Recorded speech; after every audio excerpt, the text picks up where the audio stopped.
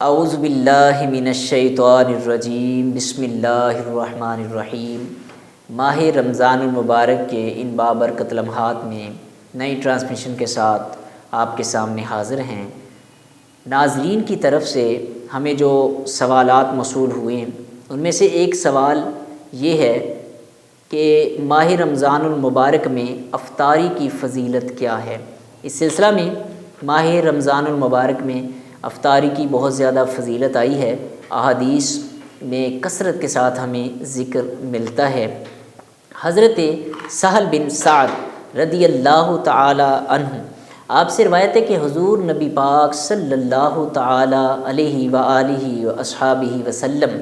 نے ارشاد فرمایا کہ میری امت کے لوگ بھلائی پر رہیں گے اس وقت تک کہ جب تک وہ روزہ جلد افطار کرتے رہیں گے۔ اور حضرت ابو ہریرہ رضی اللہ تعالی عنہ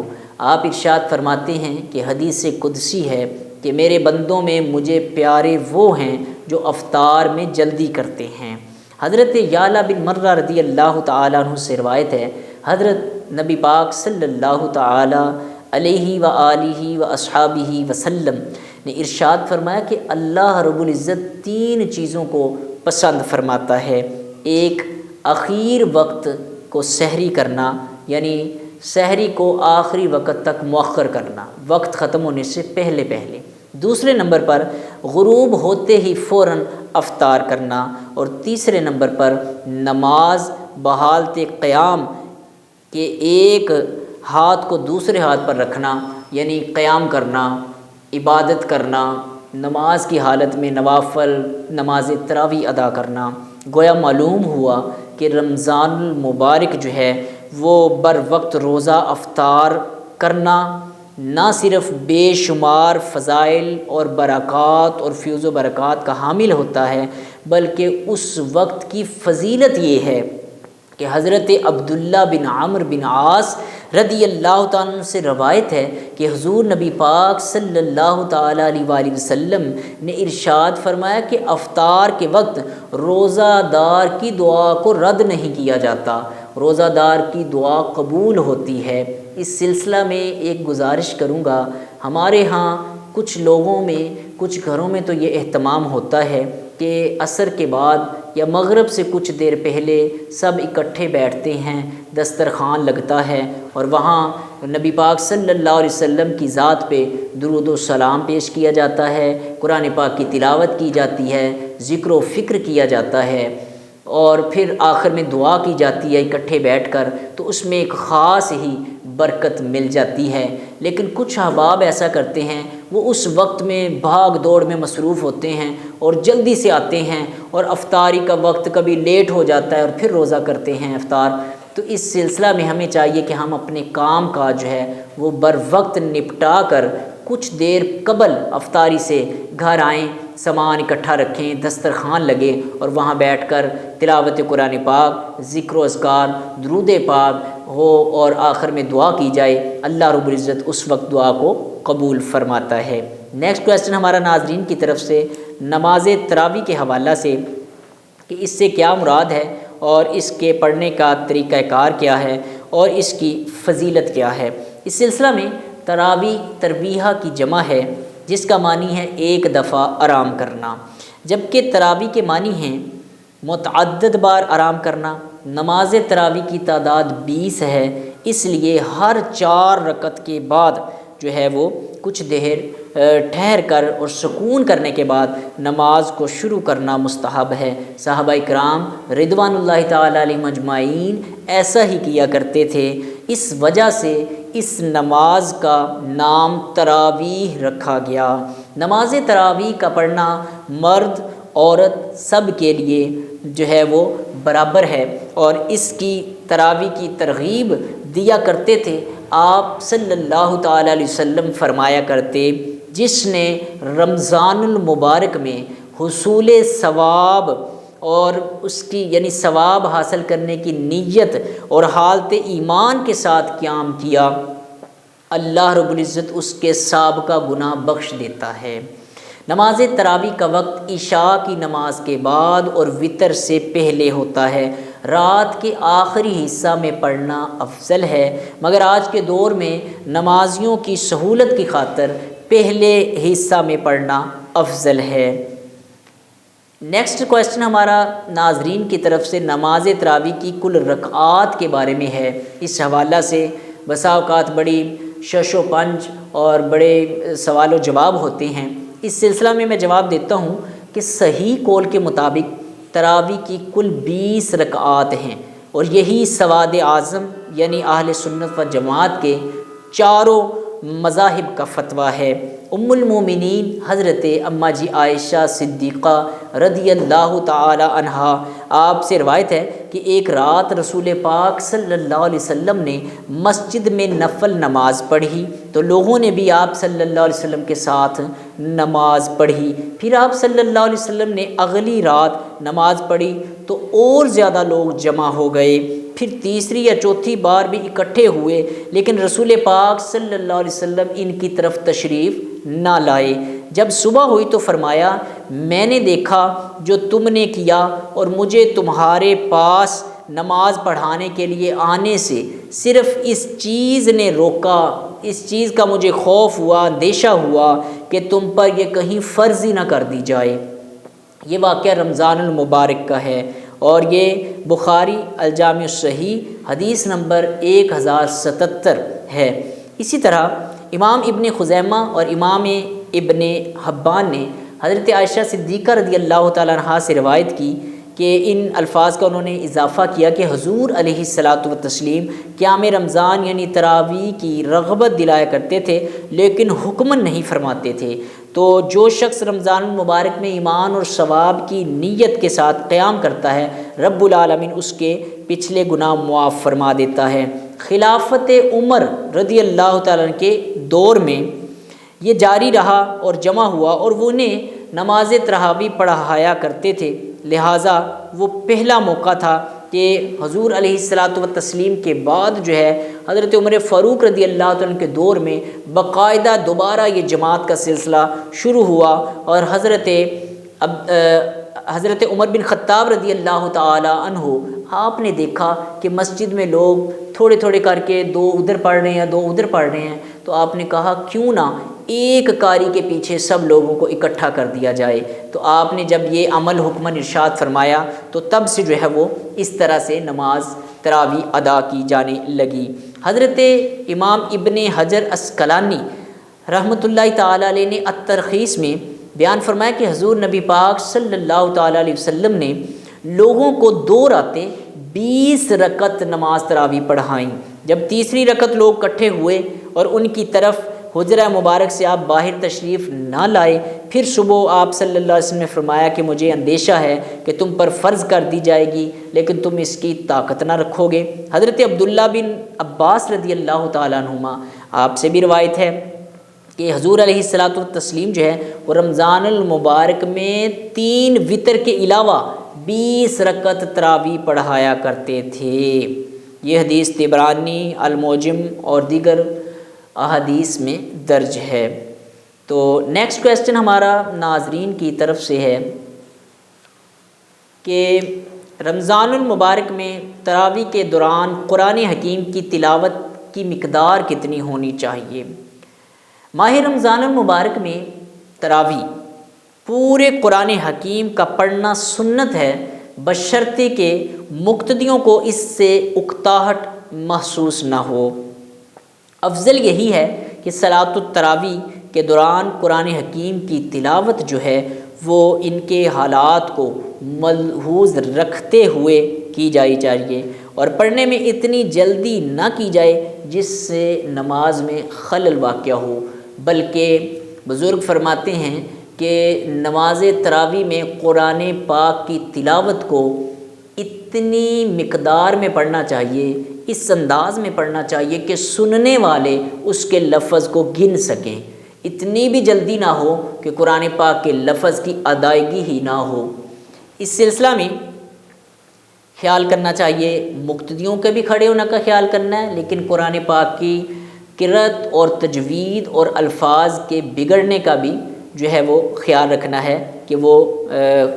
غلط نہ ہوں۔ نیکسٹ کویسچن ہمارا ناظرین کی طرف سے جو موصول ہوا ہے اعتکاف کے حوالہ سے ہے، اس کی پہلے وضاحت کی جا چکی ہے پچھلے پروگرام میں، کچھ وضاحت یوں عرض کرتا ہوں کہ اعتکاف کی بڑی فضیلت ہے۔ اعتکاف نبی پاک صلی اللہ تعالیٰ علیہ وسلم نے رمضان المبارک میں آخری 10 دنوں میں رکھا۔ حضرت اماں جی عائشہ صدیقہ رضی اللہ تعالیٰ عنہا سے بھی روایت ہے، دیگر روایات بھی ہمیں ملتی ہیں، اور یہ ایک ایسا خاص موقع ہوتا ہے کہ بندہ دنیا اور دنیا کے معاملات سے کٹ آف ہو کر رب العالمین کی بارگاہ میں جھک جاتا ہے۔ خواتین گھروں میں بھی اعتکاف کرتی ہیں، اور حضور علیہ السلام کی وصال باکمال کے بعد ازواج مطہرات نے اپنے گھروں میں اعتکاف کیا، اور یہ 10 روز تک کیا۔ آقا کریم علیہ الصلوۃ والتسلیم نے آخری جو ایام وصال کے آخری سال، ان دنوں میں حضور علیہ السلام نے آخری 20 دن کا اعتکاف کیا۔ اعتکاف کی بڑی فضیلت ہے، بڑی برکت ہے، لیکن یہ بات ذہن میں رکھی جائے کہ اس میں فہم دین کو سمجھنے، مسائل، نماز، نوافل، کثرت تلاوت، قرآن پاک اور احادیث پاک کو سمجھنا،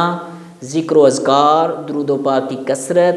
صلاۃ و تسبیح اور دیگر وظائف اور عبادات کی جانی چاہیے، اور نہایت ہی توجہ کے ساتھ کہ اس میں دنیا اور دنیاوی معاملات جو ہے وہ آڑے نہ آئیں، کیونکہ یہ بندہ اور رب العالمین کے درمیان ایک خاص جو ہے وہ قرب کے لمحات ہوتے ہیں۔ اس کا مقصد پورا ہوگا تو ہی اس کا فائدہ ہوگا۔ نیکسٹ کویسچن ہمارا ناظرین کی طرف سے یہ ہے، کیا عورت جو ہے وہ خواتین کو با جماعت نماز کروا سکتی ہے، نماز تراویح پڑھا سکتی ہے یا نہیں؟ تو اس سلسلہ میں بڑا اہم سوال ہے۔ عورتوں کا مردوں کے علاوہ الگ جماعت کے ساتھ نماز پڑھنے میں علماء کرام کا اختلاف ہے۔